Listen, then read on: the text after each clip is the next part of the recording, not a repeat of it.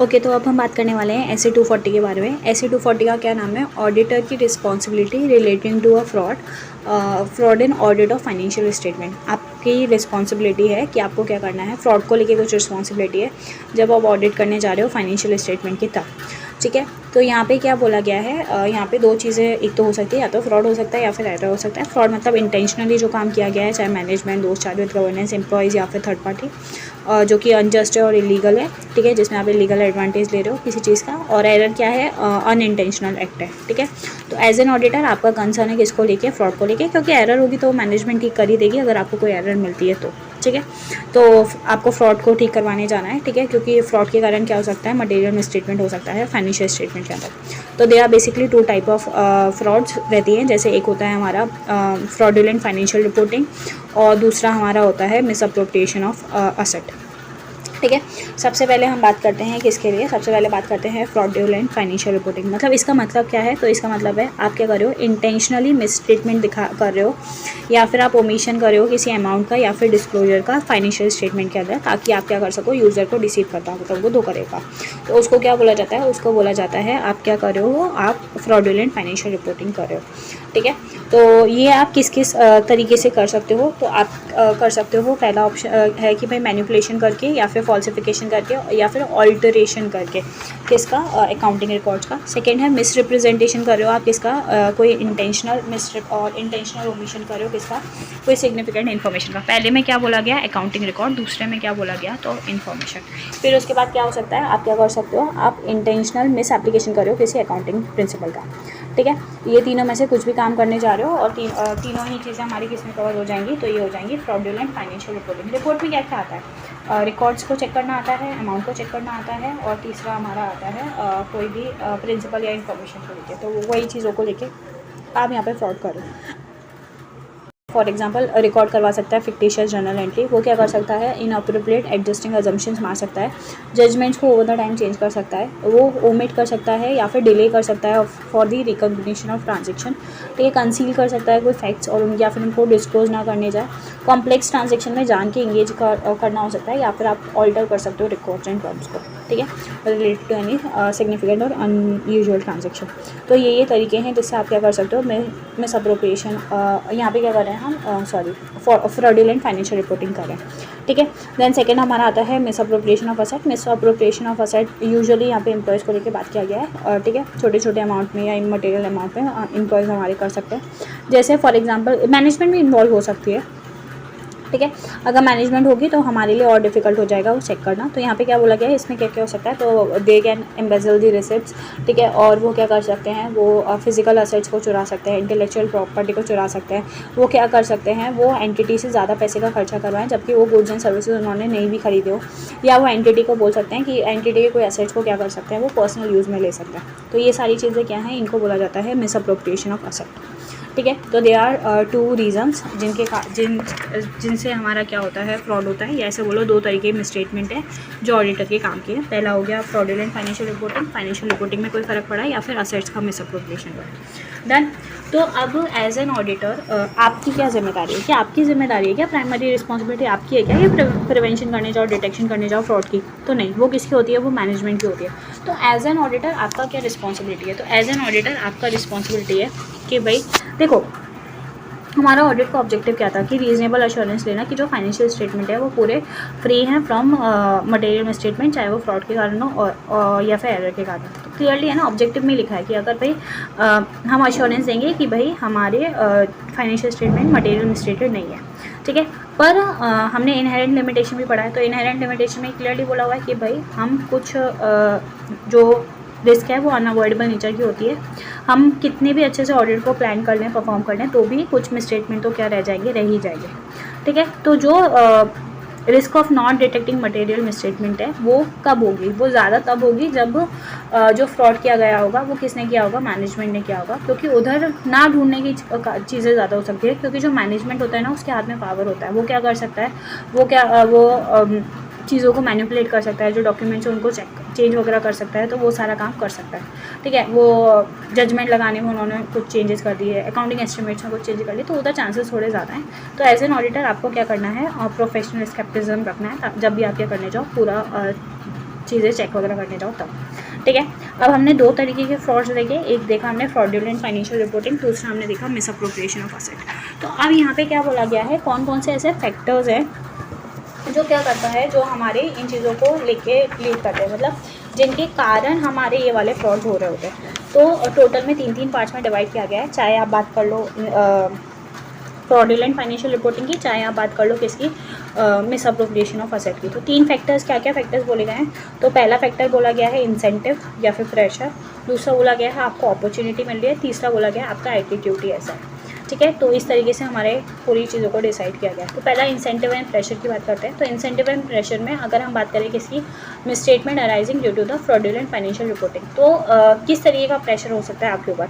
तो देखो ऐसा हो सकता है कि भाई डिग्री ऑफ कॉम्पिटिशन बहुत ज़्यादा है, इसलिए आप जानबूझ के आप ज़्यादा दिखाना चाहते हो अपना प्रॉफिट। ठीक है, आपका मार्जिन कम हो रहा है पर आपको मेनटेन करना है। ठीक है, कस्टमर का डिमांड कम हो सकता है, चेंजेस बहुत ज़्यादा आ रहे हैं, बिजनेस में फेलियर बहुत ज़्यादा हो रहे हैं, ऑपरेटिंग लॉसेज हो रहे हैं, जिसके कारण बैंकरप्सी वगैरह हो सकता है, हॉस्टाइल टेकओवर हो सकता है।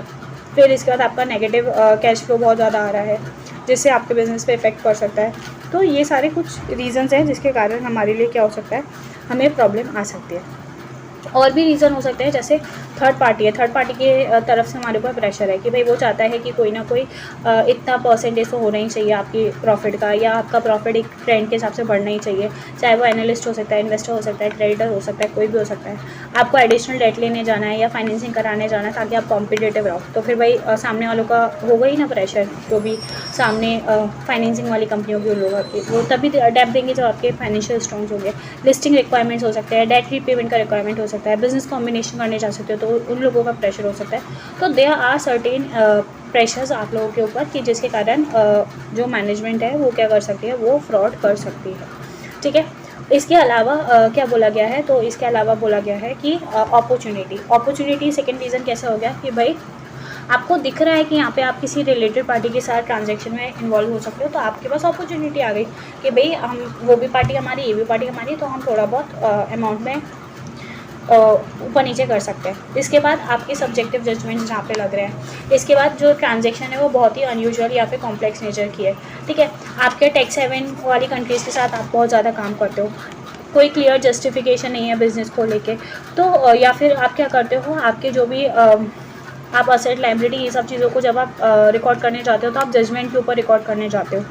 तो ये सारी चीज़ें क्या हो गई, ये सारी चीज़ें आपको इनडायरेक्टली अपॉर्चुनिटी दे रही है कि आपको लगेगा अरे ये तो मेरे कंट्रोल में है, तो अपने क्या कर सकते हैं, अपने इधर फाइनेंशियल रिपोर्टिंग को थोड़ा बहुत ऊपर नीचे कर सकते हैं। तो एक क्या हो गया, एक हमारा ये हो गया। ठीक है, देन नेक्स्ट क्या बोला गया है, नेक्स्ट हमारे लिए बोला गया है कि भाई आपका एटीट्यूड ही ऐसा है। एटीट्यूड में क्या बोला गया कि भाई जो हमारा मैनेजमेंट है ना वो उतना ज़्यादा पार्टिसिपेशन ही नहीं करता, तो सब चीज़ हमारे ही हाथ में है, तो हमारे पास तो ईजिली कंट्रोल है, तो हम चीज़ों को चेंज कर सकते हैं। ठीक है, हमें पहले से हिस्ट्री पता है कि भाई लॉ एंड रेगुलेशन को वायलेट करेंगे तो क्या होगा, तो ठीक है इतना ही है, ये तो कर लेंगे, वो सब इस तरीके से, अच्छा इतना ही पेनल्टी है तो दे दूँगा, इस तरीके से वाली चीज़ है, तो वो हो सकता है। ठीक है, आपका जो मैनेजमेंट है ना तो उसका बहुत ज़्यादा इंटरेस्ट है स्टॉक प्राइस को लेके और अर्निंग ट्रेंड को लेके। वो लोगों की सोच ही ऐसी है भाई जितना ज़्यादा प्रॉफिट होता है अच्छा, जितनी ज़्यादा प्राइस हो उतना अच्छा, तो वो सारी चीज़ें हो सकती है। ठीक है, आप कोई डेफिशिएंसी मिली आपके इंटरनल कंट्रोल के अंदर, आप उसको ठीक नहीं कर पा रहे हो टाइमली बेसिस पे, तो वो आपका एटीट्यूड दिखाता है। इसके बाद जो मैनेजमेंट है वो बार बार क्या कर रही है, इनएप्रोप्रिएट अकाउंटिंग कर रही है, उसको जस्टिफाई कर रही है। तो ये क्या है, ये इनडायरेक्टली दिखा रहा है कि भाई आपका एटीट्यूड ही ऐसा है।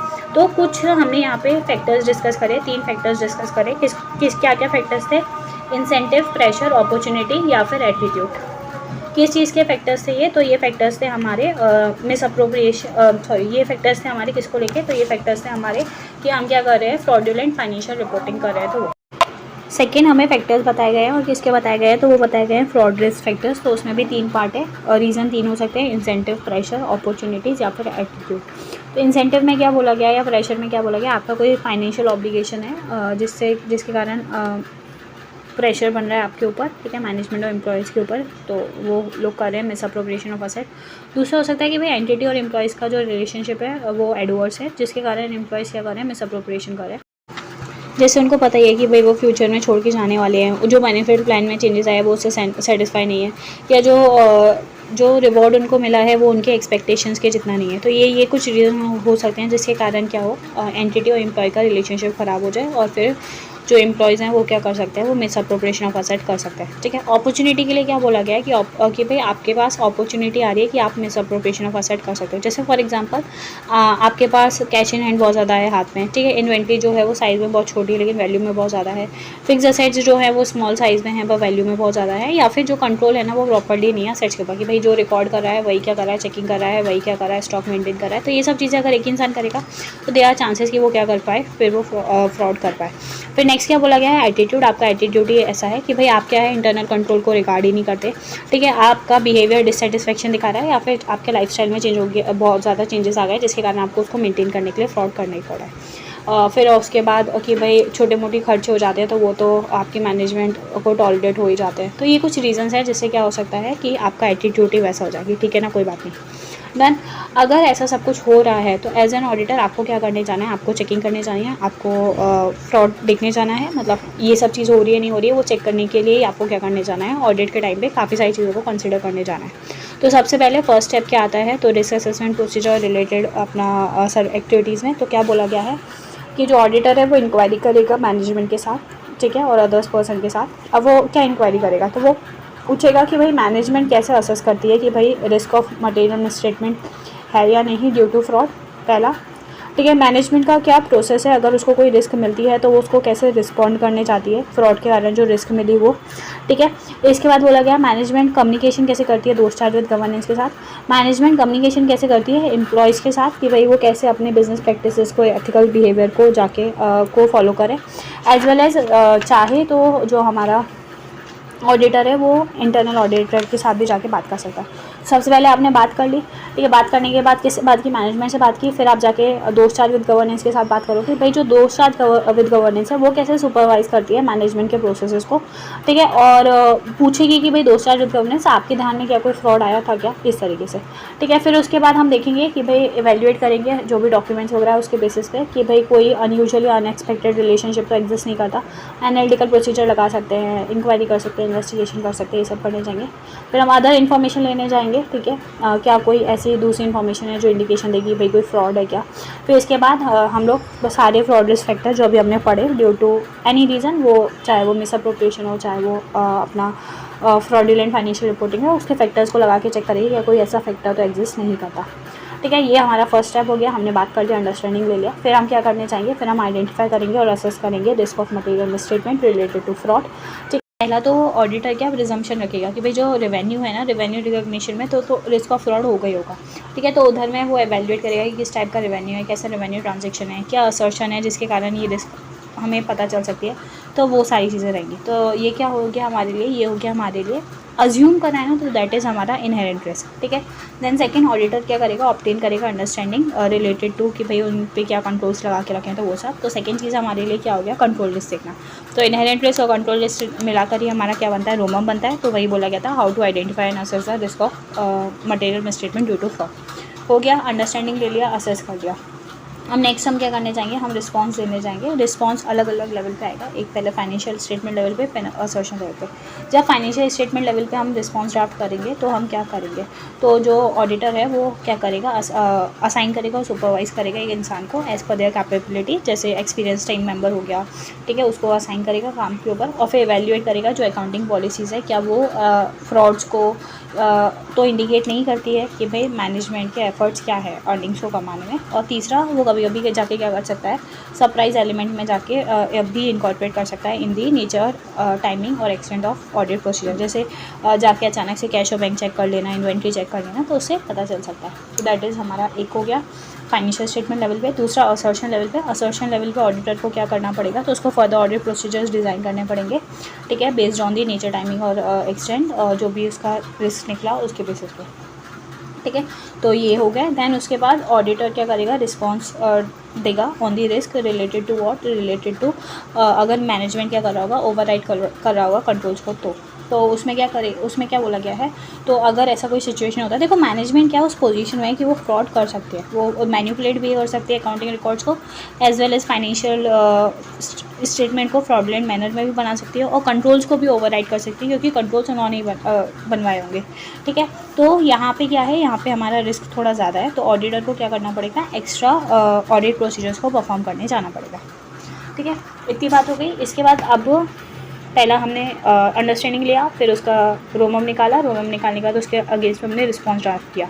अब हमें क्या करना पड़ेगा, अब हमें ऑडिट एविडेंस जो हमें मिले उनको हमें एवेल्यूएट करना पड़ेगा। तो हम कैसे एवेल्यूएट करने जाएंगे, तो सबसे पहले ऑडिटर एवेल्यूएट करेगा कि भाई कोई एनालिटिकल प्रोसीजर लगाकर कि भाई सब कुछ कंसिस्टेंट है या नहीं है ऑडिटर की अंडरस्टैंडिंग के हिसाब से एंटिटी और इन्वायरमेंट में। तो फर्स्ट एनालिटिकल प्रोसीजर लगाएगा, मतलब कोई ना कोई प्रोसीजर लगाने जाएंगे। देन उसके बाद वो क्या करने वाले हैं, उसके बाद वो ऑडिटर आइडेंटिफाई करेगा क्या कोई मिसस्टेटमेंट एग्जिस्ट करती है, क्या वो मिसस्टेटमेंट हमारा इंडिकेशन दे रही है क्या फ्रॉड की तरफ, तो वो देखेंगे।